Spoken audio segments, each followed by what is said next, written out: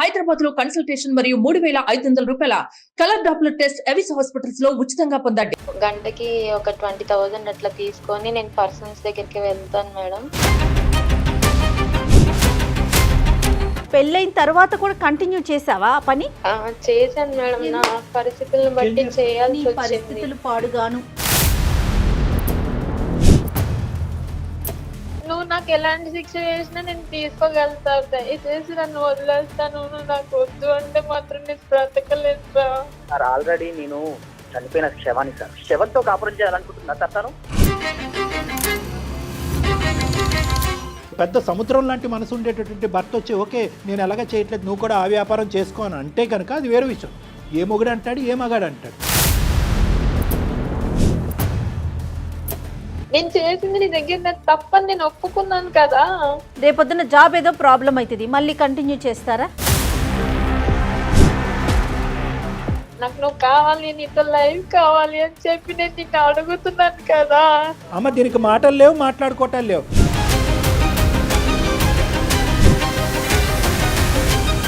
అసలుకి రోడ్డు మీద ప్రతి ఒక్కరిని అందరిని చూస్తున్నా. నా భార్య తన దగ్గరికి వెళ్ళిందా? కర్మండి, చచ్చిపోవటం బెటర్ దానికంటే.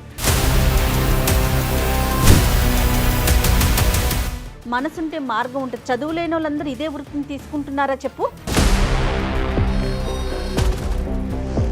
జెన్యున్ గా ఉండాలి, ఇంకా తిండి కావాలనుకుని ఇదంతా చెప్పేశాను. ఈ జెన్యున్ గా ఉండాలి అనే ఆలోచన ప్రేమించినప్పుడే రావాలి. నేను సంపాదించిన డబ్బులో నేను 2 ప్రాపర్టీస్ అయితే కొన్నాను సార్. 2 ప్లాట్లు కొన్నావా, 4 ఇల్లులు కొన్నావా అనేది కాదు ఇక్కడ.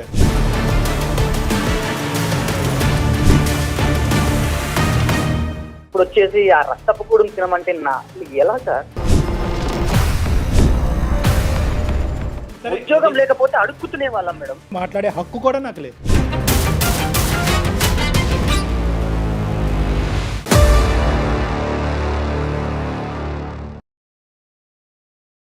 కాళ్లలో నొప్పి, నరాల వాపు వంటి లక్షణాలతో బాధపడుతున్నారా? వెరికోస్ వెయిన్స్ లో అత్యాధునిక చికిత్స Avis vascular centre. Avis hospital సమర్పించు అందమైన జీవితం కార్యక్రమానికి స్వాగతం. నమస్తే డాక్టర్ గారు. నమస్తే జయ గారు. సింధు అని మనకు ఒక అమ్మాయి మెయిల్ చేసిందండి. పెళ్లి అయిపోయిన తర్వాత ఒక ఇష్యూని ఫేస్ చేస్తోంది. సో నా సంసార జీవితం ఏంటి, నేను ముందుకు వెళ్ళాలా వెనక్కి రావాలా నాకు అర్థం కావట్లేదు. సో అందుకని ఒకసారి మీతో మాట్లాడిద్దామని కాల్ చేస్తానండి. హలో, నమస్తే అండి సింధు గారా? అవునండి, ఎవరండి? నేను జయానండి, అందమైన జీవితం ప్రోగ్రామ్ నుంచి కాల్ చేస్తున్నాను. నాతో పాటు డాక్టర్ కళ్యాణ్ చక్రవర్తి గారు ఉన్నారు. మేడం నమస్తే. మేడం నమస్తే సార్. నమస్తే అమ్మ సింధు. మెయిల్ పెట్టారు కదా, ఒకసారి డాక్టర్ గారితో మాట్లాడతారా? మాట్లాడతాను మేడం. చెప్పినా ఏంటి సమస్య సింధు? నీ వయసు ఎంతమ్మా, పెళ్ళి ఎంత కాలం అయింది? నాకు 27 years సార్ ప్రజెంట్. ఓకే. నాకు మ్యారేజ్ అయ్యి 2 years అయింది. 2 years అయింది. 2 years అయింది సార్. మాది లవ్ మ్యారేజ్. మా హస్బెండ్ నన్ను చాలా బాగా చూసుకునేవాడు. ఫస్ట్ లో చాలా అంటే చాలా బాగా ఉండేవాళ్ళం. అసలు నాకు ఇట్లాంటి లైఫ్ వస్తుందని చెప్పి నేనైతే అసలు ఎక్స్పెక్ట్ చేయలేదు. బట్ తను సడన్ గా ఒక 4 months నుంచి నాతో అంటే అసలు ఎవరో తెలియని పర్సన్ తో ఉంటున్నాను అన్న ఇది ఫీల్ తో ఉంటున్నాడు సార్. నన్ను ఇగ్నోర్ చేస్తున్నాడు, బాగా దూరం పెట్టేస్తున్నాడు. మాట్లాడడానికి కూడా కష్టం అయిపోతుంది తనకి. ఇగ్నోర్ చేస్తున్నాడు, మాట్లాడట్లేదు, ఒక పరాయి వ్యక్తిలా చూస్తున్నాడు నిన్ను. చూస్తున్నాడు సార్. అడిగినా గానీ నీ పని ఇది, నా పని నాది అంటున్నాడు. తన కోసం నేను 2 times సూసైడ్ అటెంప్ట్ కూడా చేసుకున్నాను సార్ నేను. ఎందుకమ్మా సూసైడ్ అటెంప్ట్ ఎందుకు? అంటే తను ఇట్లా చేస్తుంటే నాకు అసలు ఉండబుద్ధి కావట్లేదు సార్. తను నాకు చాలా ఇచ్చేస్తున్నాడు. ఎందుకు ఇట్లా చేస్తున్నాడు? కారణం ఏం చెప్పలేదమ్మా? అడిగేవా కారణం ఏంటండి అని? బహుశా అడుగుంటారుగా మీరు సింధు. నాకు తల్లిదండ్రి లేరు సార్, అండ్ తనకి కూడా పేరెంట్స్ లేరు. తను వాళ్ళ మావయ్య వాళ్ళ దగ్గర ఉంటాడు సార్. సంపాదన అది ఓకేనా? ఏం లేదు మేడం, అసలు ఏం లేదు. బట్ నాకు చెప్పడం అయితే నాకు జాబ్ ఉంది అని చెప్పి మ్యారేజ్ చేసుకున్నాడు. నేను కూడా చాలా హ్యాపీగా ఫీల్ అయ్యాను. కాదమ్మా సింధు, లవ్ మ్యారేజ్ అని చెప్తున్నారు కదా, అతను ఏం చేశాడు ఏంటి మరి? నిజం చెప్తున్నాడా అబద్ధం చెప్తున్నాడా తెలుసుకోలేకపోయారా మీరు? మేడం నేను అవన్నీ మాట్లాడే విధానాన్ని బట్టి ఇంకా ఇరు కుటుంబాలు లేకపోయేసరికి నాకు తల్లిదండ్రి లేకపోయేసరికి నేను నిన్ను పెళ్లి చేసుకుంటాను అంటే వేరే విధంగా ఏం మాట్లాడకుండా సడన్ గా వచ్చి పెళ్లి చేసుకుంటాను అంటే నేను హ్యాపీగా ఫీల్ అయ్యాను మేడం. అదే ఇంకా హ్యాపీనెస్ లో అతను ఏంటి, అతను పూర్వపరాలు బ్యాక్గ్రౌండ్ ఏమీ చేయలేదు. వాస్తవానికి ఏంటంటే ఒక ఉద్యోగం లేనటువంటి అబ్బాయిని ప్రేమించి పెళ్లి చేసుకున్నావు నువ్వు. నువ్వు అవును సార్. నీ వంతు ప్రయత్నంగా నువ్వు ఏదో ఒక చిన్న ఉద్యోగం చేసుకుంటూ సంపాదిస్తున్నావు. అంటే నేను ప్రైవేట్ జాబ్ చేస్తున్నానని చెప్పి నేను తనకి అబద్ధం చెప్పాను. నేను గంటకి ఒక 20,000 అట్లా తీసుకొని నేను పర్సన్స్ దగ్గరికి వెళ్తాను మేడం. అయ్యో. అది మా తల్లిదండ్రులు లేని దాని మూలాన నాకు ఎవరు చూసేవాళ్ళు లేక నా పరిస్థితులను బట్టి నేను చేసుకోవాల్సి వచ్చింది. ఎప్పటి నుంచి ఇలాంటి పనులు చేస్తున్నావు? నేను ఒక 6 years నుంచి చేస్తున్నాను మేడం. అతను ఉద్యోగం చేయట్లేదు అన్నది నీకు తెలియదు, నువ్వు ఇటువంటి వ్యాపారంలో ఉన్నావని అతనికి తెలియదు కదమ్మా. తెలియదు సార్. కానీ ఆ వాస్తవానికి నిరుద్యోగం దాచిపెట్టే దానికంటే ఇలాంటి ఉద్యోగం దాచిపెట్టడం అన్నది, ఇలాంటి వ్యాపారం దాచిపెట్టడం అన్నది పెద్ద ఇష్యూ కదమ్మా. సార్ ఫస్ట్ మేము మ్యారేజ్ చేసుకున్నప్పుడు నేను పెళ్ళైతే నాకు ఇట్లాంటి ఇబ్బందులు ఏమి ఉండవు, నేను అసలు ఇట్లాంటివి చేయాల్సిన అవసరం ఉండదు, తను మంచిగా చూసుకుంటాడు కదా, తనకి జాబ్ ఉంది కదా, నాకు ఇంకా ఇట్లాంటి కర్మ ఉండదు అనుకొని నేను మ్యారేజ్ చేసుకున్నాను సార్. కానీ నాకు మ్యారేజ్ చేసుకున్న తర్వాత తెలిసింది ఏంటంటే తనకి అసలు ఏం లేదు సార్. తను వాళ్ళ ఇంటికి వెళ్తే తినడానికి ఫుడ్ కూడా లేదు సార్. మాకు మ్యారేజ్ అయిన తర్వాత తెలిసింది తనకి జాబ్ గానీ ఏమీ లేదు. మా ఫ్యామిలీ పరిస్థితి అంతంత మాత్రం, తను ఏం చెయ్యడు, జాబ్ కి సర్చింగ్ లో ఉన్నాడు అంతే సార్. అతని పేరేంటమ్మా? సింధు శేఖర్ సార్. శేఖర్ గారికి పెళ్ళైన తర్వాత జాబ్ వచ్చిందా? జాబ్ వస్తే ఎంతకాలం తర్వాత రీసెంట్ గా వచ్చింది సార్. 4 months అవుతుంది, 4.5 months అవుతుంది. తనకి జాబ్ వచ్చింది అని తెలిసినప్పుడు నేను వెంటనే ఈ విషయం తనతో షేర్ చేసుకున్నా. నేను ఇంక తప్పు చేయకూడదు, ఇప్పుడు దాకా చేసింది కాదమ్మా సింధు, ఇంకొక చిన్న విషయం. ఇప్పుడు నువ్వు పెళ్ళైన తర్వాత కూడా కంటిన్యూ చేసావా ఆ పని? చేశాను మేడం. నా పరిస్థితులను బట్టి చేయాల్సి వచ్చింది. పరిస్థితులు పాడుగాను. ఏమ్మా ఏదన్నా చేసుకోవచ్చు కదమ్మా. ఒక ఆడపిల్ల, ఒక తెలివైన ఆడపిల్ల, వినటానికి చదువుకున్న అమ్మాయిలా ఉన్నావు, తెలివైన అమ్మాయి కూడా లేదు సార్. ఏమన్నా చేయడానికి నాకు వేరే ఏం తెలియదు సార్. అమ్మ నీకు నువ్వేంటంటే అక్కడ గంటకి 20,000 అనే ఫిగర్ చూస్తున్నావే తప్ప నీతిగా బతకాలి, అట్లీస్ట్ పెళ్ళి అయిన తర్వాత అంతా నీతి న్యాయంగా బతకాలి, ఒక భర్తకి తగినట్టుగా బతకాలి. ఓకే, మీ ఆయన ఉద్యోగం చేయట్లేదు, అట్లీస్ట్ నేను మంచిగా చూసుకునేవాడా? నన్ను చాలా బాగా చూసుకునేవాడు సార్. దాంట్లో మాత్రం నాకు ఎట్లాంటి ప్రాబ్లం గానీ అట్లా అంత మంచిగా చూసుకున్నాడు కాబట్టి ఏ రోజైనా కూడా ఈ గుట్టి ఇప్పితే కనుక అది కూడా యాక్సెప్ట్ చేసేస్తాడని అనుకున్నావు. వాస్తవానికి 4 నెలలు బట్టి అతను యాక్సెప్ట్ చేయలేదు. మంచోడు. ఒకవేళ నా తల్లిదండ్రి ఉన్నా గానీ నన్ను ఇంతలా అర్థం చేసుకోరేమో. తను అంత బాగా చూసుకున్నాడు, అంత బాగా అర్థం చేసుకుంటున్నాడు. ఇంతకన్నా ఏం కావాలి లైఫ్ కి? తనకి చెప్పేద్దామని చెప్పి నేను ఇంకా తన దగ్గర ఓపెన్ అయ్యి చెప్పేశాను సార్. అంటే చెప్పేద్దామనే ఉద్దేశంతో చెప్పావా, లేదంటే పని ఆపేద్దామనే ఉద్దేశంతో చెప్పావా? తనకి చెప్పిన రోజు నుంచి నేను అసలు ఏం చేయట్లేదు సార్. తనకి ఎప్పుడైతే జాబ్ వచ్చిందో అప్పటి నుంచి నేను ఇట్లాంటివన్నీ ఆపేసి తన ముందు నేను, అంటే నా గురించి బయట వాళ్ళు చెప్పేదానికన్నా నేను తన ముందు నా చెప్పడం మంచిది, తను నన్ను అర్థం చేసుకుంటాడని ఒక్క నమ్మకంతో నేను చెప్పాను సార్. నిజంగా అమ్మ, నువ్వు ఇలాంటి పని చేస్తూ కుటుంబాన్ని పోషిస్తున్నావు అనే అంశం అతను తెలిస్తే 2 సంవత్సరాల్లో కాదు 2 నిమిషాల్లో ఉద్యోగం సంపాదించి ఉండేవాడే మాత్రం. ఎందుకంటే ఇంత పరువు తక్కువ పని ఏ మగాడు యాక్సెప్ట్ చేయనటువంటి మగాడైనా అటువైపు ఆడదైనా ఎవరైనా కూడా యాక్సెప్ట్ చేయనటువంటి ఒక భయంకరమైనటువంటి అంశం చేస్తూ ఇలా కుటుంబాన్ని పోషించడం వెనకాతల బహుశా నీకు అదే ఆనవాయితీ, అదే పద్ధతి, అదే అలవాటైందేమో అని అనుకుంటారేమో. కానీ ఇల్లు గడవట్లేదు, భర్త ఉద్యోగం చేయట్లేదు కాబట్టి నేను కష్టపడుతున్నాను, చెమటోడ్చి చేస్తున్నానని ఎవరు అనుకుంటారమ్మా? నీ దానికి ఎక్కడ నీకు మార్కులు పడతాయి? నువ్వు చేసే పనికి ఎప్పటికైనా పడతాయా? ఎవరన్నా హర్షిస్తారా? మార్కులు పడతాయి కాదని కాదు సార్, నాకు తెలిసింది ఇది ఒక్కటి. ఎందుకంటే సార్ నేను ఇది 6 years నుంచి చేస్తున్నాను సార్. నాకు నీకు తెలిసిన పని అమ్మ, నీకు తెలిసినటువంటి పని నేను చెప్పేటటువంటి పాయింట్ కూడా ఇప్పటికైనా ఒక 2 నిమిషాలు ఆలోచించండి. 4 నెలలు బట్టి నా భర్త మాట్లాడలేదు, ఎవరో అన్నట్టుగా నన్ను చూస్తున్నాడు, పట్టించుకోవట్లేదు అంటే కనుక నీకు ఇచ్చేటటువంటి పనిష్మెంట్ బహుశా నీ భర్త చాలా చిన్నదే ఇచ్చాడని అనిపిస్తుంది. దీనికంటే 100 రెట్లు భయంకరమైనటువంటి పనిష్మెంట్ ఇస్తారు. ఒక్క నిమిషం కూడా నీ కళ్ళెదురుకుంటా నిలబడరు, లేదంటే అతను నీ కళ్ళెదురు అతను నిలబడి నిన్ను ఉంచుకోడు. కానీ ఇక్కడ ఆ మనిషికి ఎంతో ఓపిక ఓర్పు ఉంది, అదృష్టం బాగా లేక ఉద్యోగం రాలేదే అని అనిపిస్తుంది. కానీ నువ్వు ఇక్కడ చూసేది ఏంటంటే గంటకి 20,000 ఉద్యోగం చూస్తున్నావు. నేనేమంటున్నానంటే నెలకి 20,000 ఉద్యోగం దొరుకుండేది కదా అని కానీ అడుగుతున్నా. నువ్వు గట్టిగా వెతుకుంటే కనుక 6 సంవత్సరాల పాటో లేదంటే 7 సంవత్సరాల పాటో నువ్వు గంటకి 20 అంటే కనుక నెలకి నువ్వు ఎంత సంపాదిస్తున్నావు అనేది నేను అడగను, అడిగితే కూడా బాగుండదు. నేను సంస్కారవంతుని, నేను ఆ మాట అడగను. ఎక్కడికి వెళ్ళినా నాకు జాబ్ అనేది ఎవరు ఇవ్వట్లేదు సార్. ఇన్ కేసు బయటకు తెలిసిన వాళ్ళు అది పూర్తిగా నీ ప్రయత్న లోపమేనమ్మా. అమ్మ మాట్లాడద్దు. మీ ఆయన అదృష్టం లేక ఉద్యోగం రాలేదు, అతను అలా కష్టపడ్డాడు. నీకేంటంటే నీకు థ్రెషోల్డ్ ఎక్కువయ్యి, అంటే నీకు కావలసినటువంటి డబ్బు ఏ లెవెల్ సంపాదన అయితే నీకు బాగుంటుందనే ఆలోచనతో నువ్వు ఇతరత్ర చిన్న డబ్బులు వచ్చి నీతిగా బతికేటటువంటి అంశాలు వచ్చి, అంటే ఇలాంటి పనులు చేసే వాళ్ళంతా నీతిమాలిన వాళ్ళని నేను అన్ను. అది కూడా వాళ్ళ అవసరం రీత్యా అది ఒక విధమైనటువంటి ఒక కష్టం, ఒక విధమైనటువంటి వ్యాపారం. కానీ ఏదైతే పెళ్లి తర్వాత ఈ కారణం చెప్తూ నువ్వు కంటిన్యూ చేస్తున్నావు చూడు, దాన్ని నీతిమాలినటువంటి పని అని నేను అంటున్నా. ఎందుకంటే ఆ పని చేసుకునేటటువంటి వాళ్ళు అందరూ కూడా ఏదో సుఖానికో సంతోషానికో చేయరు, వాళ్ళ పట్టకూడు గురించి చేస్తారు. అది కూడా ఒక వ్యాపారం. దాన్ని కూడా కొన్ని లీగల్ గా కొన్ని ఇల్లీగల్ గా. పట్టకూటి కోసమే చేసుకున్నాను సార్. నా తల్లిదండ్రి ఉంటే నాకు చదివిచ్చే వాళ్ళు, నేను ఉద్యోగం చూసుకునేదాన్ని. నాకు చదువులేని వాళ్ళు ఎవరు బతకట్లేదమ్మా సమాజంలో. నేను దాన్ని నమ్ముకునే బ్రతికాను. అసలు ఆ మాట చెప్పొద్దు సింధు, వినాలి. 2 థింగ్స్ ఇక్కడ. ఒకటి, పెళ్లికి ముందు నువ్వు చెప్పినటువంటి కథని నేను హర్షిస్తాను. ఓకే, చదువు లేదండి, తల్లిదండ్రులు లేదండి, పట్టుకూడు గురించి అండి, బతకాలండి, తప్పదు కదండి, అక్కడి వరకు నాకు అర్థం.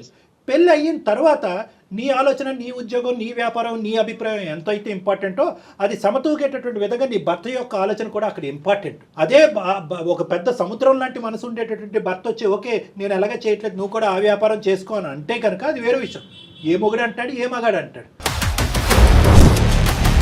నేను ఇందాక అన్న మాట మళ్ళీ ఒకసారి రిపీట్ చేస్తున్నాను. నువ్వు నిజంగా ఇలా పక్కదో పట్టి ఈ విధమైనటువంటి వ్యాపారం చేసేటటువంటి క్రమం అయితే కనుక ఒక 2 మినిట్స్ చాలు అతను ఉద్యోగం సంపాదించడానికి. వెళ్ళి రిక్షా లాగేస్తాడు, లేదంటే ఆటో నడిపేస్తాడు.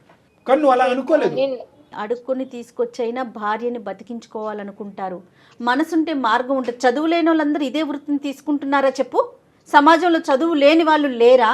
అదే నీకు ఒక వృత్తి కింద అయిపోయింది అంతే. ఇంకా అంతకు మించి నువ్వు బయటికి రాలా, ఆలోచించలా. డాక్టర్ గారు అంతేనా? అంతే, వచ్చేటటువంటి కంఫర్ట్ జోన్ ఒకటే చూసుకున్నావు, కానీ దీనికి ఆల్టర్నేటివ్ ఏంటి అనేది ఇంకో నీట్గా బతకచ్చా, లేదంటే మనలాంటి స్థానంలో ఉండేటటువంటి చాలా మంది పెళ్ళైనటువంటి ఆడవాళ్ళు భర్తలు ఉద్యోగం చేయకపోతే కనుక అందరూ కూడా ఇలా పక్కదో పడుతున్నారా? సో ఇక్కడ ఏంటంటే బేసిక్గా జయ గారు నేను చెప్పేది ఏంటంటే ఇంకో డైరెక్షన్లో నీ కష్టం మేము కాదనట్లేదు. నీ తిండి గురించి మేము ఎలా మాట్లాడుతాం, నీ పొట్టకూటు గురించి నువ్వు కష్టపడ్డాను అని అంటున్నావు. కానీ at the end of the day ఏంటంటే ఆల్టర్నేటివ్ పాత్వేస్ అనేది ఇంకో ఏమైనా ఇతరత్ర దారులు ఉన్నాయని నేను సంపాదించడానికి. ఒకప్పుడు ఇప్పటి వరకు గడిచిపోయింది, అడిగేటటువంటి వాళ్ళు లేరు, ప్రశ్నించేటటువంటి వాళ్ళు లేరు, ఇది ఒక వ్యాపారం అన్నట్టుగా నువ్వు కంటిన్యూ అయిపోయావు. ఇది భర్తకు తెలిస్తే, ఇంత ప్రేమించినటువంటి భర్త 2 నిమిషాల్లో నన్ను రోడ్డు మీద వేస్తే పరిస్థితి ఏంటి? ఎక్కడి నుంచి అయితే నా జీవితం మొదలైందో అక్కడే ఎండ్ అయినట్టు అవుతుందిగా.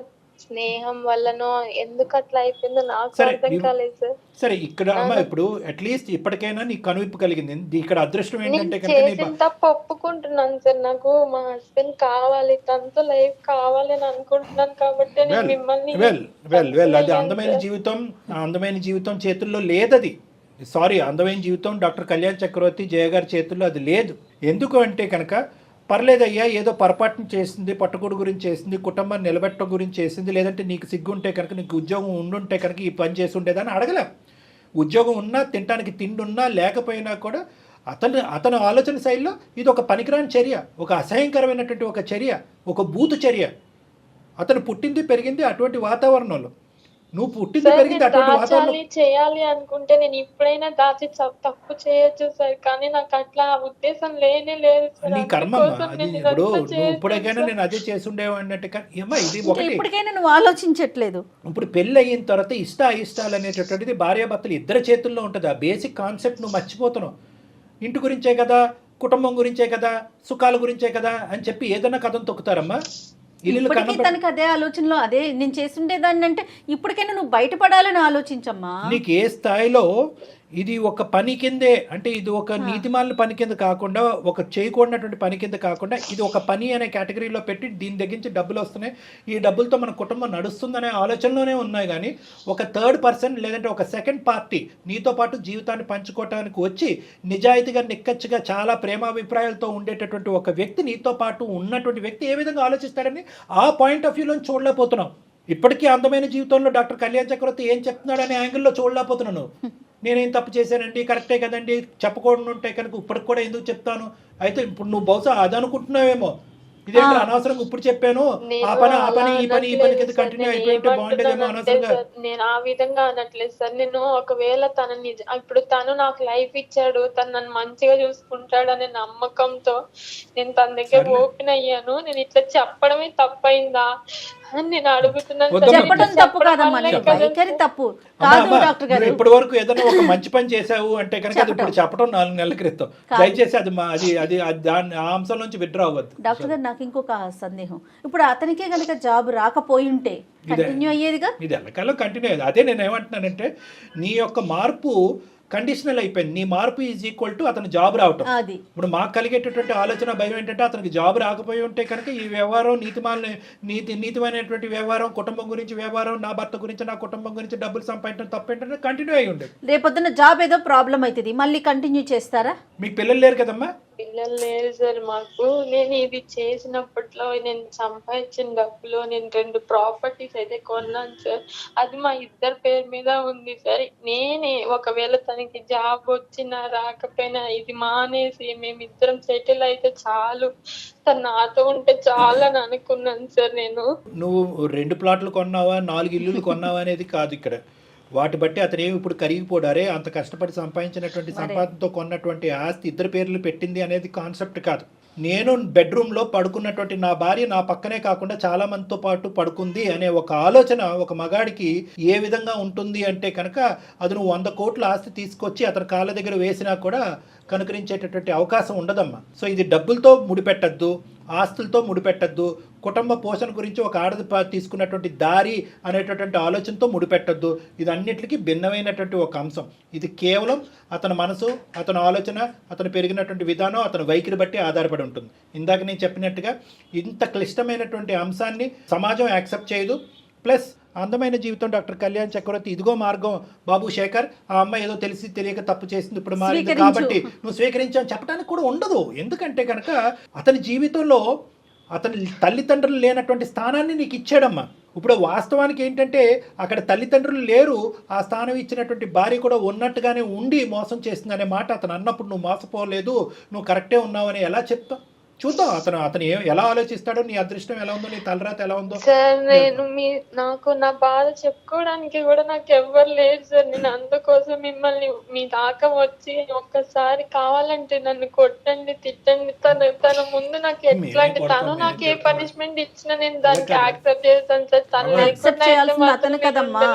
నీకు చెప్పుకోవటానికి మా నెంబర్ దొరికింది. అతను ఎంత కుమిలిపోతున్నాడు ఈ 4 నెలలు బట్టి, ఎంత భయంకరమైనటువంటి పరిస్థితిలో ఉన్నాడు. ప్రేమించి నమ్మకంగా చేసుకున్నటువంటి భార్య కడుపు నొప్పో కాలు నొప్పో క్యాన్సర్ అంటే కనుక అది ఎక్కడన్నా చెప్పుకోవచ్చు. లేదంటే పాత బాయ్ ఫ్రెండ్తో కంటిన్యూ అవుతుందంటే కనుక అదొక ఎత్తు. బాయ్ ఫ్రెండ్లు కాదు, ఏది కాదు, ఇదే వ్యాపారం ఇదే వృత్తిలో ఉంది అనేటటువంటిది కడుపు ఎక్కడ చెప్పుకుంటాడు, తలెక్కడ దాచుకుంటాడు. అతని పరిస్థితి చూస్తుంటే ఇంకా భయం వేస్తుంది. నువ్వేంటంటే నా మొగుడిని కాపాడి నా పెళ్లిని కాపాడిని అంటున్నాడు. అతని మానసిక పరిస్థితిని ఫస్ట్ కాపాడిన తర్వాత నిన్ను నీ పెళ్లిని కాపాడుతావు. అర్థమైందమ్మా? ఇక్కడ అతను బాధితుడు, అతను విక్టిమ్, నువ్వు బాధితురాలు కాదు, అతని పేషెంట్. మా పెళ్ళైన తర్వాత నేను చేసే పని వల్ల తనని నేను ఎంత మోసం చేస్తున్నానని నా లోపల నేను చాలా కుమిలిపోయిన రోజులు చాలా ఉన్నాయి సార్. లేదురా నాన్న, ఎప్పుడు నాకు మోసం చేయాలన్న ఆలోచన లేనే లేదు సార్ అసలుకి.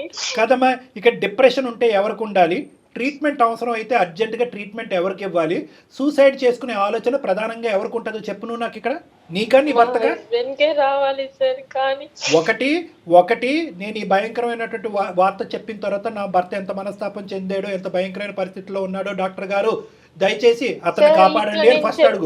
తర్వాత నీ బయటకు వెళ్తున్న ప్రతిసారి నేను తనని ఫాలో కూడా అవుతున్నాను సార్, ఎక్కడికి వెళ్ళిపోతున్నాడు ఏంటి అని. ఎంత ఫాలో అవుతావులే కానీ సరే. ఇప్పుడు ఏమంటావు, ఎందుకు మాకు ఈమెయిల్ పంపించావు, ఏం చేయగలం అనే ఆలోచనతో? సార్ మీరు ఒక్కసారి తనతో మాట్లాడి నాకు కొంచెం మా ఇద్దరిని కలపండి సార్, నాకు తను కావాలి సార్. అర్థమైంది నాన్న, అర్థమైంది, మాకు అర్థమైంది, నీ బాధ అర్థమైంది. ఏం చేద్దాం డాక్టర్ గారు? ఒకసారి కలుపుదాం మేడం, ఒక ప్రయత్నం అయితే చేద్దాము. ఎందుకంటే మన వరకు వచ్చిన వాళ్ళని ఎవరిని ఇప్పుడు వరకు ఖాళీ చేతితో పంపించలేదు. మనం ఫోన్ కాల్ చేద్దాము. ఇందాక అమ్మాయికి చెప్పినట్టుగానే ఇటువంటి అంశంలో పూర్తి స్థాయి గ్యారంటీ కానీ హోప్ కానీ ఇవ్వదలుచుకోలేదు. సో ఫస్ట్ అతని పరిస్థితులు ఎలా ఉందో తెలుసుకుందాం. నువ్వు ఫోన్ కలపమ్మా. आपका कॉल होल्ड पर है, लाइन पर बने रहें या कुछ देर बाद कोशिश करें. హలో ఏమండి? చెప్పు. ఎందుకు ఇట్లా చేస్తున్నావు నువ్వు? అసలు ఎలా ఉండాలి నీతో? నేను చేసింది నీ దగ్గర నాకు తప్పని నేను ఒప్పుకున్నాను కదా. నాకు నువ్వు కావాలి, నీతో లైఫ్ కావాలి అని చెప్పి నేను నిన్ను అడుగుతున్నాను కదా. కానీ నువ్వు నన్ను ఎట్లా చూస్తున్నావు? మనం కలిసిన ఈ 2 years లో ఎప్పుడు మనం ఎంత మంచిగా ఉన్నది ఒక్క రోజు కూడా గుర్తు రావట్లేదా నీకు? నా చెప్పు. మనసు చచ్చిపోయింది అసలుకి. ఇప్పుడు మళ్ళీ నన్ను అది రికవర్ చేయమన్నా నా వల్ల కాదు. అసలు యాక్సెప్ట్ చేయలేకపోతున్నాను నీతో. అట్లా మాట్లాడుకురా ఎలా బతకాలా? ప్లీజ్ మా. అసలు ఎలా బతకాలా? నువ్వంటే నాకు ఎంత ఇష్టమో నీకు తెలీదా? చెప్పు. నువ్వుతో మాట్లాడకుండా, నిన్ను చూడకుండా నేను ఉండలేను కదా. నువ్వు కావాలని చెప్పి నేను నీ దగ్గరికి వస్తుంటే నువ్వు ఎందుకు ఇట్లా చేస్తున్నావు నన్ను? అసలుకి రోడ్డు మీద ప్రతి ఒక్కరిని అందరిని చూస్తున్నా. నా భార్య తన దగ్గరికి వెళ్ళిందా లేదా? అసలుకి ఏంటి నా భార్యను అలా చూస్తుంటే నాకే ఒళ్ళు గౌరవపోతుంది. నేను సుమన్ టీవీ వాళ్ళని అప్రోచ్ అయ్యానంటే వాళ్ళకి మెయిల్ పెట్టాను. సార్ అండ్ మేడం లైన్ లో ఉన్నారు, ఒకసారి నువ్వు వాళ్ళతో మాట్లాడు. శేఖర్, చెప్పండి సార్. నా పేరు డాక్టర్ కళ్యాణ్ చక్రవర్తి నాన్న. సుమన్ టీవీ అందమైన జీవితం, బహుశా ఈ కార్యక్రమం గురించి నీకు తెలిసే ఉంటుంది. నమస్తే సార్. నమస్తే నాన్న. సారీ ఇటువంటి పరిస్థితుల్లో నీతో మాట్లాడవలసి వస్తుందని చెప్పి, ఎందుకంటే నీ బాధని ఎటువంటి మాటలలో వర్ణించాలో నాకైతే అర్థం కావట్లేదు. వాస్తవానికి ఈ అమ్మాయి మాకు ఈమెయిల్ చేయకపోయినా బాగుండేది. కరెక్ట్. ఈమెయిల్ చేసి మా ద్వారా, అంటే చాలా బలవంతంగా ఈ ఫోన్ కాల్ కలుపమ్మ అతనితో మాట్లాడదామని చెప్పి వచ్చినటువంటి బాధితులు మీ ఉట్టి చేత్తో పంపించే సాంప్రదాయం ఆనవాయితీ మాకు లేదు కాబట్టి, సరే అమ్మ చాలా అయిష్టంగా విముఖంగానే నీకు ఫోన్ కలపమని చెప్పాం. ఎందుకంటే నీ బాధ మామూలు బాధ కాదు. ఆ బాధను సరిదిద్దుకుని ఆ బాధను మర్చిపోయి అవన్నీ వెనక్కి పెట్టేసి పాస్తూ ప్రేమించినటువంటి అమ్మాయి గురించి ఎన్ని త్యాగాలన్నా చేసేసి నువ్వు ముందుకొచ్చే అని అడగటం నాకు అసలు ఇష్టం లేదు. అది నేను సమర్థించను, అది కరెక్ట్ కూడా కాదు. కానీ ఏదన్నా ఒక తెలియనటువంటి ఒక దేవుడు నీ మనసు లోపల ఉన్నాడా? ఆ దేవుడు కాసేపు ఏమైనా దయదలిచి ఈ దిక్కును కూడా చూస్తాడనేటటువంటి ఆలోచన, ఆశతో నీతో ఒక మాట అడగటానికి వచ్చాను. నేను రిక్వెస్ట్ చేయటం అనేది నా బాధ్యత కాబట్టి రిక్వెస్ట్ చేస్తాను. ఒప్పుకోవలసినటువంటి బరువు బాధ్యతలు నీ మీద లేవు కాబట్టి ఒప్పుకుంటావు లేవా అనేది నీ ఇంగితానికి, నీ ఆలోచనకి, నీ యొక్క వ్యక్తిత్వానికి వదిలేస్తాను. సార్ ఆల్రెడీ నేను చనిపోయిన శవాన్ని సార్. శవంతో కాపురం చేయాలనుకుంటున్నా సార్. తను నా వల్ల కాదు సార్. తను వద్దు సార్ నాకు. ఉందామని అడుగుతున్నాను, ప్లీజ్ ఒప్పుకో. నువ్వు నాకు ఎలాంటి శిక్ష వేసినా నేను తీసుకోగలుగుతా. దయచేసి నన్ను వదిలేస్తాను. నువ్వు నాకు వద్దు అంటే మాత్రం నేను బ్రతకలేనురా. నేను మానసికంగా చాలా చచ్చిపోయాను. నాతో అసలు మాట్లాడదు. ఇప్పుడు నువ్వు నన్ను వదిలేస్తే నాకు అదే పరిస్థితి అయిపోతుంది. నేను ఇప్పుడు చెప్తున్నాను కదా, నాకు కూడి పెట్టే వృత్తి అని నేను ఇది అనుకున్నాను. లైక్ నేను దాన్ని కూడా వదిలేసుకున్నాను. ఒకవేళ నువ్వు నన్ను వదిలేసినా నేను మళ్ళీ దాంట్లోకి వెళ్తానేమో అని నువ్వు అనుకోవచ్చు. నాకు అలాంటి ఉద్దేశం లేనే లేదు. పెళ్ళికి ముందు మీరేమో ఉద్యోగం చేస్తున్నాను లేదంటే చేయట్లేదు అనేటటువంటి అంశాన్ని దాచిపెట్టారు. ఉద్యోగం చేస్తున్నట్టుగానే నటించారు. ఒక సెక్యూర్ జీవితం మన ఇద్దరికి ఉంది అనేటటువంటి విధంగానే ఆశ చూపెట్టారు. అదే ప్లాట్ఫామ్ మీద పెళ్లి చేసుకున్నారు. ఈ అమ్మాయి ఏమొచ్చి అతి భయంకరమైనటువంటి వృత్తి చేస్తూ, సరే పెళ్లి వరకు చేస్తున్నాను లేదంటే ప్రేమించేటటువంటి వరకు చేస్తున్నాను, ఇంకా ప్రేమించటం మొదలుపెట్టిన తర్వాత ఈ వృత్తిని మనం నమ్ముకోకూడదు, ఇది కరెక్ట్ కాదు అనేటటువంటిది ప్రేమించేటప్పుడు వదిలేదు. పెళ్ళి అయిన తర్వాత, పెళ్ళైన 2 సంవత్సరాల వరకు వదిలేయకుండా ఇప్పుడేమొచ్చి మీకు ఉద్యోగం వచ్చిన తర్వాత ఇప్పుడు ఫైనాన్షియల్ సెక్యూరిటీ మాకు వచ్చింది కాబట్టి ఈ వృత్తి కరెక్ట్ కాదు అన్నట్టుగా మాట్లాడుతుంది ఆ అమ్మాయి. సో ఆ అమ్మాయిది తప్పు కాదు, తప్పున్నర. సార్ మీరు ఇంతమందిని చూసుంటారు కదా సార్, దీంట్లో బాధితులు ఎవరు? నేనా తన అనేది మీరే చెప్పండి సార్. 1000% నువ్వే. శేఖర్, మీతో మాట్లాడక ముందే డాక్టర్ గారు ఆ మాట అన్నారు, బాధితుడు మీరే. రేపొద్దున అంత ప్రేమించినటువంటి అమ్మాయి అంత అన్యోన్యంగా మీరు 2 సంవత్సరాల పాటు హ్యాపీగా ఉండేవారు కదా శేఖర్. ఏమైంది నీకు సింధుకు మధ్య జరిగిందంటే ఏం చెప్తారు మీరు? కాబట్టి మీ సైడే మాకు ఓదార్పు ఉంటుంది, ఆలోచన ఉంటుంది. భవిష్యత్తు గురించి ఒక కార్యాచరణని ఏం చేయాలి, ఏం చేయకూడదు అనేటటువంటిది మీ సైడే. ఏం చేద్దాం అనుకుంటున్నారనేది చెప్పండి సార్. నేను ఎలాగైనా అమ్మాయికి లైఫ్ ఇద్దాం అనుకున్నాను సార్, కానీ ఇద్దరికి తెలియదు కదా సార్. తను నాకేం చెప్పలేదు అప్పటికి. ఇప్పుడు వచ్చేసి ఆ రక్తపు కూడం తినమంటే ఎలా సార్? నా వల్ల కాదు సార్. తనతో నేను బతకలేను సార్, నేను కలిసి ఉండలేను. కరెక్టే, అది that is point is very clearly made. అది మాకు అర్థమైంది, అది మీ ఇష్టానికి వదిలేస్తున్నాం. కానీ నేను చెప్పేది ఏంటంటే ఒక చిన్న గోరంత దీపానికి సంబంధించినటువంటి ఒక ఆలోచన చెప్తున్నాను నేను. లేదు సార్, ఆమె నా దగ్గరకు వస్తుంటే ఏదో నా మైండ్ యాక్సెప్ట్ చేయట్లేదు సార్. ఇంకే విధంగా చెప్పినా కూడా అబ్బాయికి జెన్యున్ గా ఉండాలి. ఇంకా తిన్నతో నేను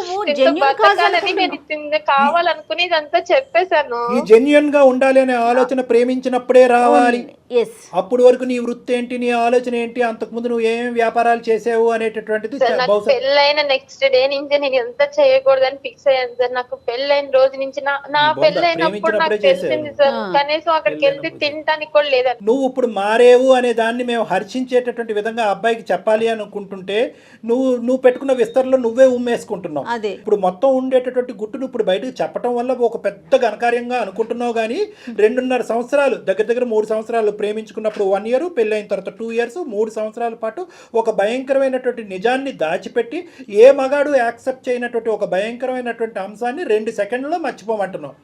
నువ్వు చెప్పిన దానికి 100 మార్కులు వేస్తున్నావు, అతను పడేటటువంటి బాధకి 1 మార్క్ కూడా వేయట్లేదు నువ్వు. ఇప్పుడు తనకి ఏదైనా అనిపిస్తే అది నా మొహం మీద చెప్పాలి సార్. అట్లా తను చూసే విధానం నాకు ఎట్లా అయిపోయి అనిపిస్తుంది అమ్మ, అంటే దీనికి సార్, మాటలు నిజంగా లేవు, నాకు ఏదైనా మాట్లాడుకోవటాలు లేవు. చేసేసుకోవాలి అమ్మ, దీనికి అనిపిస్తుంది మాటలు లేవు, సార్. మాట్లాడుకోవటాలు లేవు.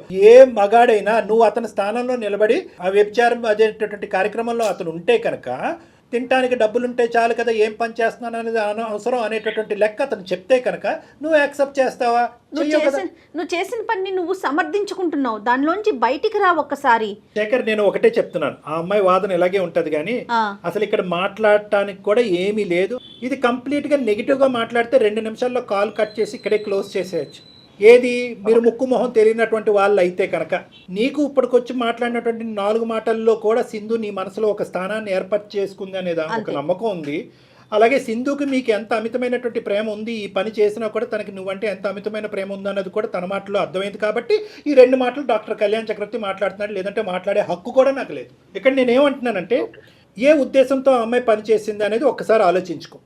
ఇల్లు గడవటానికి చాలా కష్టమైనటువంటి పరిస్థితి. నువ్వు కష్టపడట్లేదు అంటే కనుక అన్ని విధాలుగా కష్టపడి ఉద్యోగం రానటువంటి పరిస్థితి. ఈ అమ్మాయికి ఏ డిగ్రీ, ఏ చదువు లేదు, ఏ క్వాలిఫికేషన్ లేదు, తను పుట్టేగి తను ఎప్పుడు ఏ ఉద్యోగం చేయలేదు. వ్యాపారంగా ఇది మొదలుపెట్టిన కాడి నుంచి ఏదో డబ్బులు వస్తున్నాయి కాబట్టి ఇదే నమ్ముకుని ఇంకో యాంగిల్లో చూడనటువంటి పరిస్థితి. ఆ అమ్మాయి ఏమనుకుంది అంటే కనుక అక్కడ వెళ్ళి ఆ వృత్తిని ఏదో ఆనందించట్లేదు. వృత్తి చేసినప్పుడల్లా కుంగిపోతూ బాధపడుతూనే చేసింది. ఎందుకు అది చేయకపోతే కనుక ఇల్లు గడిచేటటువంటి పరిస్థితి లేదు. మీరేమొచ్చి ఉద్యోగం చేస్తున్నాను అనేటటువంటి అబద్ధంతో పెళ్లి చేసేసుకున్నారు మీరు. పోనీ అప్పుడే నిజాయితీగా మీరు మాట్లాడుంటే కనుక ఆ అమ్మాయి కూడా నిజాయితీగా ఈ అంశం చెప్పుండేదేమో. కానీ మీరు దాచిపెట్టారు, తను దాచిపెట్టి. సరే, అది పెద్ద గీత ముందు చిన్న గీత. ఇందాక నేను అన్నట్టుగా ఏంటంటే, బహుశా ఈ అమ్మాయి ఈ వృత్తి చేయకుండా ఉండుంటే కనుక మీరు ఇలా అబద్ధం ఆడి ఉద్యోగం చేయకుండా పెళ్లి చేసుకుని ఉంటే కనుక ఏమయ్యా, నువ్వేం మగాడవయ్యా, ఏ ఉద్యోగం చేయకుండా ఒక ఆడపిల్లను మోసం చేసి ఎలా పెళ్లి చేసుకుంటావయ్యా? ఆల్రెడీ తల్లిదండ్రులు లేనటువంటి ఆడపిల్లని ఈ విధంగా మోసం చేస్తావా? భర్త అనేటటువంటి స్థానం కాకుండా తల్లిదండ్రులు లేనటువంటి స్థానాన్ని కూడా నీకు ఇచ్చింది, అదేవిధంగా తల్లిదండ్రులు లేనటువంటి స్థానాన్ని నువ్వు అమ్మాయికి ఇచ్చావు, అది వేరే విషయం అని అనుండేవాళ్ళు. కానీ ఈరోజు ఈ అమ్మాయి ఆ పని చేయటం వల్ల నువ్వు ఉద్యోగం చేయకుండా దొంగచాటును వచ్చి పెళ్లి చేసుకునేటటువంటి అంశం ఈరోజు కప్పడిపోయింది. కానీ నేను అయినా కానీ దీన్ని నీ సైడే మాట్లాడుతున్నాను. 1 ఇంచు అటువైపు కూడా ఆలోచించమంటున్నాను. ఉద్దేశం ఏంటి? ఉద్యోగం లేకపోతే ఇలాంటి వ్యాపారాన్ని ఎంచుకుంటారా సార్? చెప్పండి. అయినా కానీ నేను సమర్థించట్లేదు. కానీ తన ఉద్దేశం, తను పుట్టెరిగి తన ఆలోచనకు తెలిసినంత వరకు సంపాదనకు ఉండేటటువంటి ఏకైక దారి అదే అని చెప్పి పెళ్లికి ముందు ప్రేమించినప్పుడు, పెళ్లి తర్వాత కూడా అదే నమ్ముకుని అదే అందులోనే కొట్టుకుపోయింది పిచ్చి మహాతల్లి. ఇప్పటికి కూడా ఏమంటుంది, తనకి ఇప్పటికి కూడా ఇందాకటి నుంచి మనం మాట్లాడుతున్నాం, తను చేసేటటువంటి వ్యాపారాన్ని తప్పు పట్టట్లేదు తెలుసా? తల్లిదండ్రులు లేకపోయినా ఒక పూట తిండి దొరుకుతుందో లేదో అనేటటువంటి ఆలోచనలో ఉన్న అమ్మాయికి తన శరీరాన్ని అమ్ముకుని అదే తిండి పెట్టింది. కాబట్టి ఇప్పుడు కూడా అమ్మాయి ఆ వృత్తి మీద వేలెత్తి చూపెట్టట్లేదు. అయితే ఇప్పుడు ఏంటంటే, నిజంగా ప్రేమతోనే ఒక బాధ్యతతోనే మీ ముందుకు వచ్చింది ఆ అమ్మాయి. తన సుఖాలు సంతోషాల గురించి కాదు కదా. ఒకప్పుడు తన ఉద్యోగం చేయకపోతే ఇల్లు ఎలా గడుస్తుంది, ఇటువంటి ఆలోచనతో వచ్చింది తన ముందుకి. సరే, ఇటువంటి కాన్సెప్ట్కి, ఇటువంటి రీజనింగ్కి ఎన్ని మార్కులు పడతాయో నాకు తెలియదు. మీ ఇష్టం అండి, డెసిషన్ మీ ఇష్టం. అంతేనా డాక్టర్ గారు మీరు చెప్పేది? Decision is absolutely yours. మేము ఎప్పుడు కూడా అందమైన జీవితంలో ఇంతవరకు కూడా ఇంత చాయిస్ లేదండి. డాక్టర్ గారు ఒక సలహా ఇస్తారు, కానీ నేను చెప్తున్నట్టుగా జయ గారు, మీరు బాధితులు, అంతే. మీరు పడరానటువంటి బాధలు పడ్డారు, అనుభవించకూడనట్టు కష్టాలన్నీ అనుభవించారు. ఇందాక ఒక్క మాట అన్నారు, రోడ్డు మీద ఒక మగాడు వెళ్ళిపోతుంటే కనుక వీడితో కూడా పడుకుందా నా భార్య అనేటువంటి కర్మండి, చచ్చిపోవటం బెటర్ దానికంటే. సో నేనేమంటున్నానంటే, ఇందాక నేను అన్నట్టుగానే ఇది పూర్తిగా మీ నిర్ణయం అని చెప్పి మేము కన్ఫ్యూజ్ చేస్తున్నామని మీరు అనుకుంటే కనుక నా క్లినిక్ ద్వారాలు ఎప్పుడు తెరిచే ఉంటాయి. మీరు కావాలంటే రావచ్చు, కూర్చోవచ్చు, మాట్లాడచ్చు. సో కంప్లీట్గా ఇది మీ చాయిస్. ఒక్క 2 నిమిషాలు నేను మాట్లాడాలను. అయ్యో తప్పకుండా. అసలు నేను మా మామ కూతురు చేసుకుందాం అనుకున్నా మేడం. ఓకే. కానీ ఇంకా నేను లవ్ చేశాను కాబట్టి విగ్రహత అలా మారింది కాబట్టి చేసుకోవాల్సి వచ్చింది. కాకపోతే అమ్మాయి ఉద్యోగం లేదనే సాకును చూపిస్తోంది, కానీ మీరు ఇందాక చెప్పారు చూడండి, పెద్ద గీత ముందు చిన్న చుక్క అండి ఉద్యోగం లేకపోవటం అనేది. దాన్ని దీంతో కంపేర్ చేయటాకే లేదు. సరే, ఉద్యోగం లేకపోతే అడుక్కుతునే వాళ్ళం మేడం, లేదంటే ఏదో ఒకటి చేసేవాళ్ళం. కానీ ఇలాంటి వ్యాపారంలో దిగుతుందని ఎవరు అనుకుంటారు మేడం? మీరు చెప్పండి మేడం.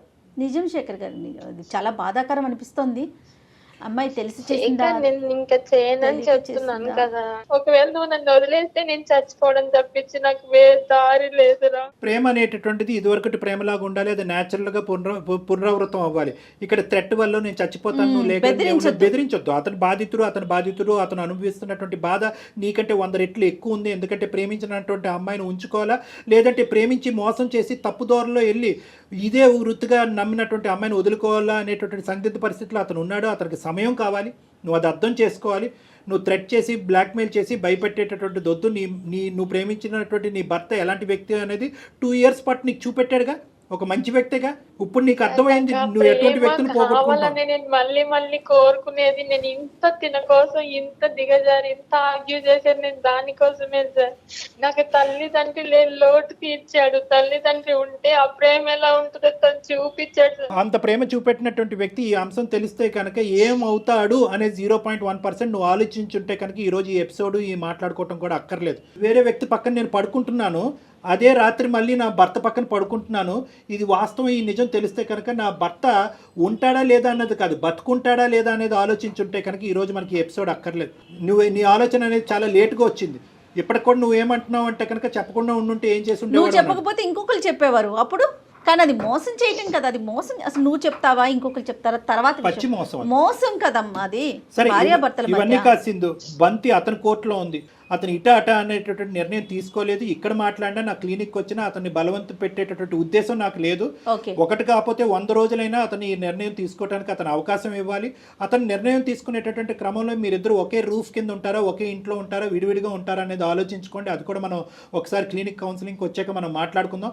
అప్పటి వరకు అతని మీద బలప్రయోగం చెయ్యొద్దు, బలవంతం పెట్టద్దు. అటువంటి ఆలోచన కూడా నువ్వు విరమించుకో. ఎందుకంటే ఆల్రెడీ అతను చాలా సఫర్ అవుతున్నాడు. 100 సార్లు నేను బతుకును, నేను చచ్చిపోతాను నువ్వు అంటాం కాదు. అతను బ్రతుకుంటాడా, సూసైడ్ చేసుకుంటాడా ఈ డిప్రెషన్లో అనేది నాకు భయంగా. సో కాబట్టి అతను స్వేచ్ఛగా ఒక నిర్ణయం తీసుకునే దానికి ఒక అవకాశం ఇవ్వు ప్లీజ్. ఇది నీకు నా రిక్వెస్ట్. నువ్వు 2 ద్వారాల్లో తెరిచి ఉంచాలి. మంచి జరిగితే మంచి జరుగుతుంది, ఇంకోటి జరిగినా కూడా మంచిదే. కలిసి ఉన్నా మంచిదే, కలిసి లేకపోయినా కూడా మంచిదే. దిశ ఏంటి, ఫ్యూచర్ ఏంటి, నీ భవిష్యత్తు ఏంటి, తన భవిష్యత్తు ఏంటి, తన భవిష్యత్తు అనేటటువంటిది నువ్వు తీసుకున్న నిర్ణయం బట్టి తనకు కౌన్సిలింగ్ ఇస్తాను. ఓకే, ఇద్దరు కలిసి అయితే మాత్రం రాకండి. ఫస్ట్ నువ్వు రా, నీ ఆలోచన ఏంటి, నువ్వు ఏ దారిని తీసుకున్నావు, ఏ దారిని ఎంచుకున్నావు అనే దాన్ని బట్టి ఆ అమ్మాయికి తర్వాత నేను కౌన్సిలింగ్ చేస్తాను. ఎందుకంటే ఇక్కడ పెద్దలు ఇన్వాల్వ్ చేయడానికి లేదు, ఇరువైపులో తల్లిదండ్రులు లేరు. ఓకే శేఖర్. ఓకే అమ్మా సింధు, ధైర్యంగా ఉండు. ఇది అసంపూర్తిగా అనిపించినా కూడా చాలా మందికి దీనికి ఏంటంటే ఇక్కడ అస్సలు ఇలా చెయ్యి బాబు అని సజెషన్ ఇవ్వడానికి కూడా మనకు లేదు, లేదండి లేదు. సజెషన్ ఇలా చెయ్యి అనేది కాదు. మనం ఇక్కడ చేయవలసింది ఏంటంటే ఆ అబ్బాయికి ఒక గైడెన్స్ ఇవ్వాలి, ఒక ఓదార్పుని ఇవ్వాలి, ఒక మోరల్ సపోర్ట్ ఇవ్వాలి. ఆ అబ్బాయి తీసుకోబోయే నిర్ణయాలు, మార్గాలు సరైనటువంటిదా కాదా భవిష్యత్తులో అనేటటువంటి దాన్ని ఒకటి చూడాలి. మానసిక వేదన నుంచి ఆ అబ్బాయిని బయటికి లాగాలి. అక్కడ తీసుకునేటటువంటి నిర్ణయం బట్టి ఈ అమ్మాయికి కూర్చోపెట్టి, అమ్మాయి ఇదమ్మా నువ్వు ఏదైతే జరిగిందో జరిగిపోయింది, ఇక ముందు నుంచి ఏదైతే నిజం, ఏదైతే భవిష్యత్తు నీ కళ్ళెదురుగుతుంటో కనిపిస్తుందో దాన్ని ఆచరించుకుంటూ ముందుకెళ్ళటం తప్ప నీకు దారి పరిష్కారం లేదని చెప్పాలి. రైట్ కళ్యాణ్ గారు. Thank you Jagan. నమస్తే.